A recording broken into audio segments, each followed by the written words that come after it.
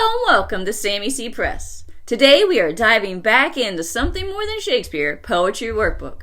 Today we're going to be talking about Maya Angelou. But she's still under copyright, so I have not included any of her poems or quotes. But I still wanted to share a bit about her story. So feel free to look up some of her poems on your own. Some quick facts. She was born in 1928 and she died in 2014. She had a brother named Bailey. She loved William Shakespeare, and she never, ever gave up no matter what. When Maya was 3, she and her brother were sent to Stamps, Arkansas to live with their grandmother. This was due to their parents' separation. As mentioned, Maya, unlike me, loved William Shakespeare. She had an older friend named Miss Bertha Flowers. She would have Maya over and read to her. Maya was brilliant. She began writing poems when she was 8 years old. She became fluent in several languages such as English, Italian, French, Spanish, and Fanti.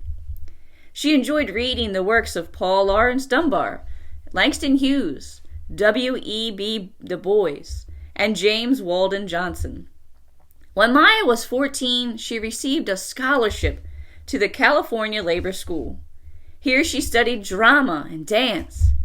It was at this point in her life that she started to write songs as well as poems. She later married a man by the name of Maya Angelou. They had a son named Guy. She later became a singer and a dancer, even going on tour. Maya wrote a poem called Caged Bird.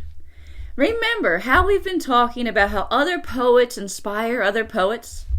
Well, here is a prime example.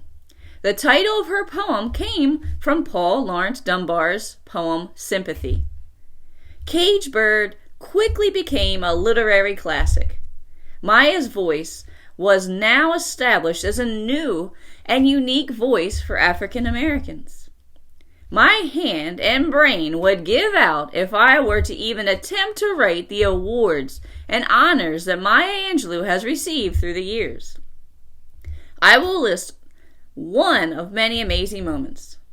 Maya Angelou was the first female inaugural poet in U.S. presidential history. She read On the Pulse of the Morning for President Bill Clinton's inauguration, a poem about how the people of America can come together and make the changes necessary for a more fair and impartial future for all. One of my favorite quotes of all times comes from Maya. It is one that inspired me to write. She, too, had experienced great pain in her life. At one point in her life as a child, she did not speak for 6 years. She felt the agony of that untold story and the pain that it caused. Whatever your story is, dear reader, write. And write for you. Writing can help to free us, helping us to ease our burden that we may be carrying.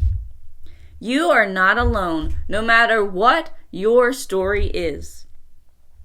Maya's work, like I said, is still under copyright until 2084.